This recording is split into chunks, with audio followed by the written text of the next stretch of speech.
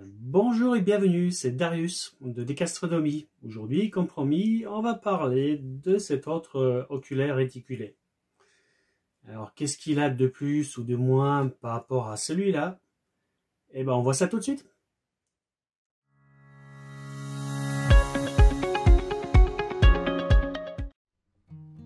Alors, déjà un petit rappel sur ce que sont les oculaires réticulés. Donc c'est tout simplement des oculaires avec un motif à l'intérieur et donc ce motif est illuminé par une petite LED qui va éclairer le petit motif. Donc la différence entre celui-là et celui-là, c'est que donc là on trouve un réticule avec une double croix et là avec une simple croix. Donc l'inconvénient du réticule à simple croix, c'est que la croix va masquer l'étoile. Alors qu'ici, vu qu'on a une double croix, donc à l'intersection des différentes droites qui vont former cette double croix, on trouve un tout petit carré. Et du coup, ça permet de centrer l'étoile pile poil au milieu du tout petit carré. Et donc, on a une précision de réglage qui est bien meilleure avec celui-là qu'avec celui-là. Mais bon, donc, tout dépend de la précision de pointage qu'on cherche au niveau de son go-to. Pour ma part, voilà, au lieu de viser la perfection, je préfère celui-là. Donc lui, il a 20 mm de focale, celui-là, il a 12,5. Donc là, en plus, ne serait-ce qu'à cause de la focale, on sera beaucoup plus précis. Mais ce que j'aime dans celui-là, c'est son énorme champ. Donc moins de focale, plus de champ. Ça, c'est automatique. Et en plus, donc ça, c'est un 70 degrés de champ apparent. Alors que celui-là, je crois que c'est 40 ou 45. Donc voilà, ils ont tous les deux des avantages et des inconvénients. Alors, pour ma part, j'ai acheté celui-là et c'est le premier oculaire que j'ai acheté.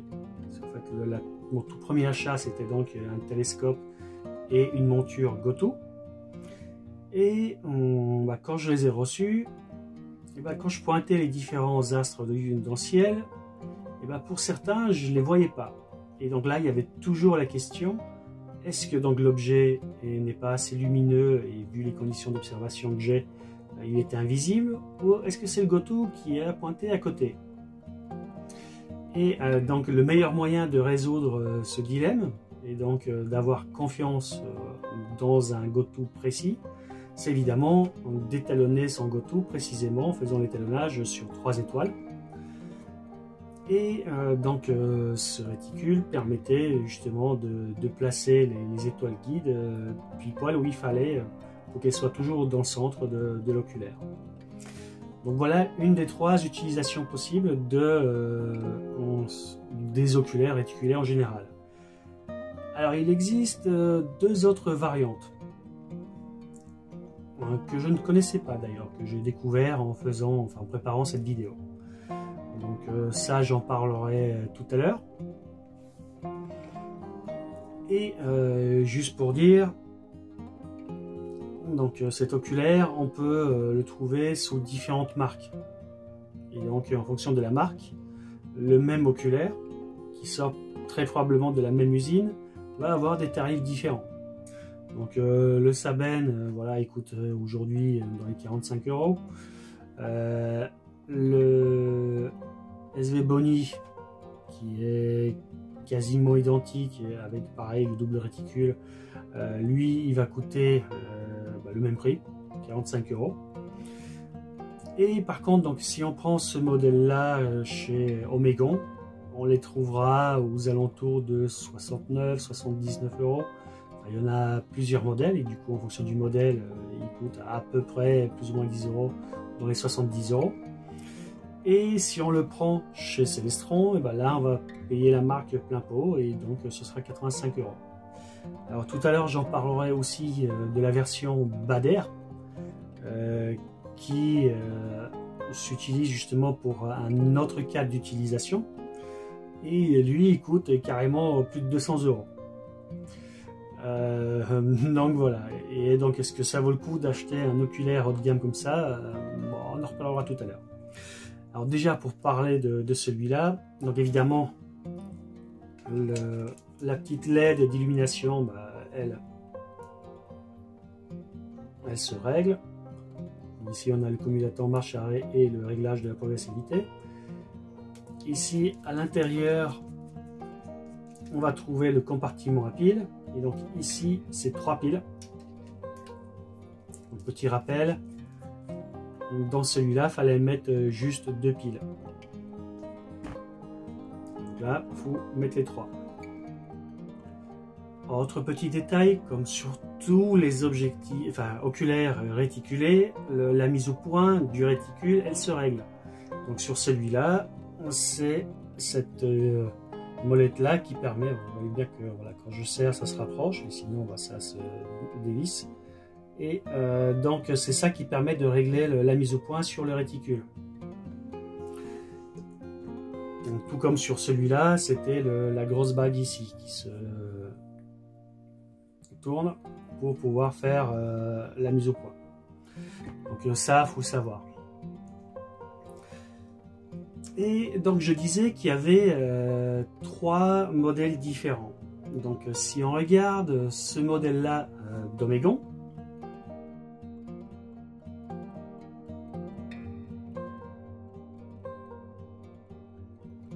et ben on remarque qu'il a en plus des petites molettes.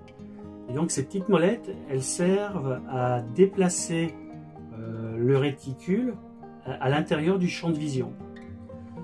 Donc ça sert quand on fait de l'astrophoto avec des montures manuelles.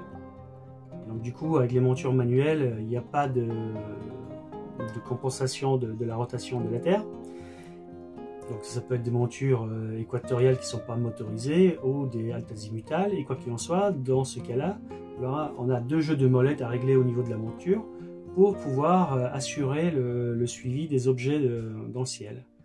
Et donc justement l'oculaire Omégon, ou même celui-là,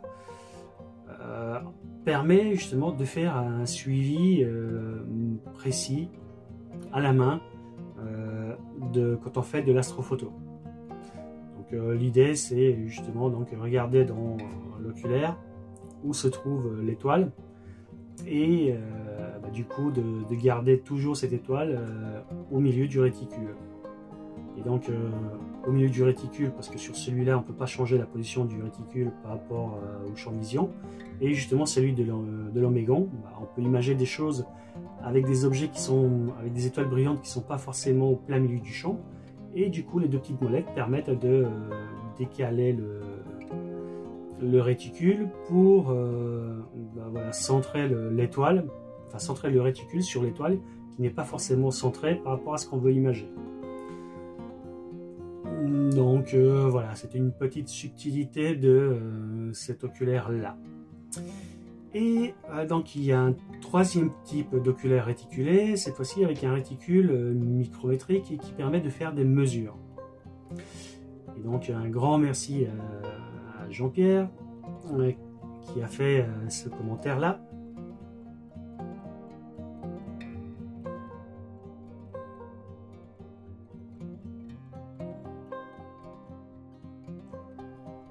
Vous pouvez faire pause et puis lire le commentaire, mais grosso modo en substance, donc il parlait de l'oculaire Bader, donc de cet oculaire là.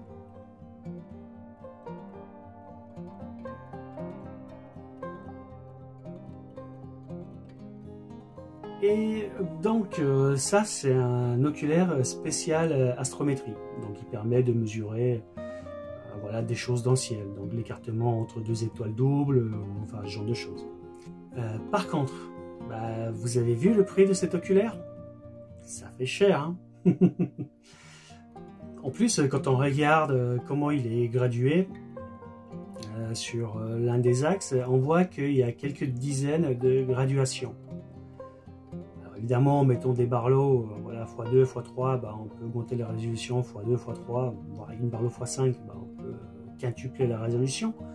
Mais quoi qu'il en soit, ça reste une résolution limitée. Alors pour tous ceux qui sont allergiques à l'informatique, ça peut être une bonne alternative. Et dans le temps, c'est comme ça qu'on faisait de la mesure, de l'astrométrie en visuel. Mais aujourd'hui, je pense que c'est complètement dépassé. Pourquoi? Parce que donc pour moins cher que ça, vous pouvez vous offrir une caméra astronomique, hein, telle que celle que j'ai ici sur ce chercheur, qui fait office de lunette guide. Et donc voilà, si on prend par exemple une ASI-120 mini, et ben, elle va avoir un certain nombre de graduations qui correspondent en fait aux pixels de la caméra. Et la résolution des caméras n'a rien à voir avec les quelques dizaines de graduations qu'on trouve sur cet oculaire.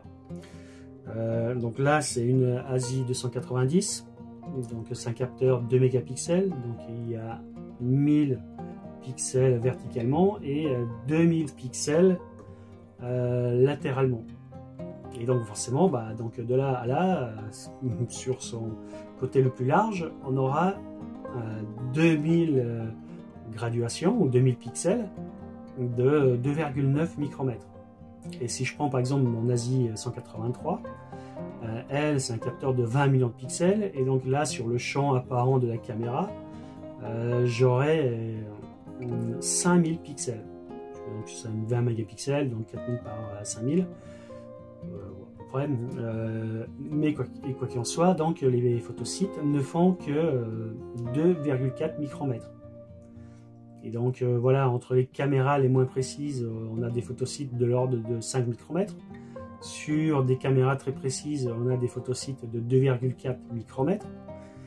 Et donc on comprend que voilà, quand on parle de micromètres, on aura forcément une résolution bien meilleure qu'à l'œil. Donc voilà, sur celle-là, on a 2000 divisions. C'est incomparablement plus précis que cet oculaire réticulé. Donc pour moi, voilà, l'astrométrie aujourd'hui, ça se fait plus avec des outils informatiques qu'en visuel. Mais pour les nostalgiques, voilà, sachez que ça existe. Mais bon, ça coûte un bras. Donc voilà ce que je pouvais vous dire sur les différents oculaires réticulés, et plus particulièrement sur celui-là. Alors juste petite information, donc vous trouverez en bas dans la vidéo, dans la description, les différents liens vers différents sites marchands où vous pourrez les acheter. Donc ça c'est si vous voulez vous équiper en neuf.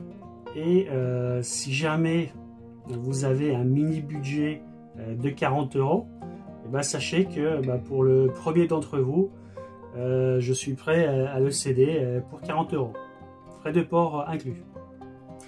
Donc voilà, j'ai fait ma petite pub, puisque forcément, voilà, donc aujourd'hui j'en ai deux, et clairement, il y en a un de trop, et j'aime bien celui-là. Donc du coup, je vais me séparer de celui-là. Donc si ça vous intéresse, vous mettez ça dans la zone des commentaires. Et puis voilà, le premier qui se sera manifesté, ce sera pour lui. J'espère que ce petit épisode vous a plu. Donc, voilà, même moi, en faisant cet épisode, j'ai appris des choses grâce aux différents commentaires et à mes recherches sur Internet. Donc voilà, je pense que c'est un épisode qui est pas mal. Et donc si vous pensez comme moi, n'hésitez pas à le liker, à mettre vos petits commentaires comme d'habitude dans la zone des commentaires. N'hésitez pas à activer la petite cloche pour ne rater aucun épisode. Et comme d'habitude, je vous dis à très bientôt pour de nouveaux épisodes. A plus, ciao!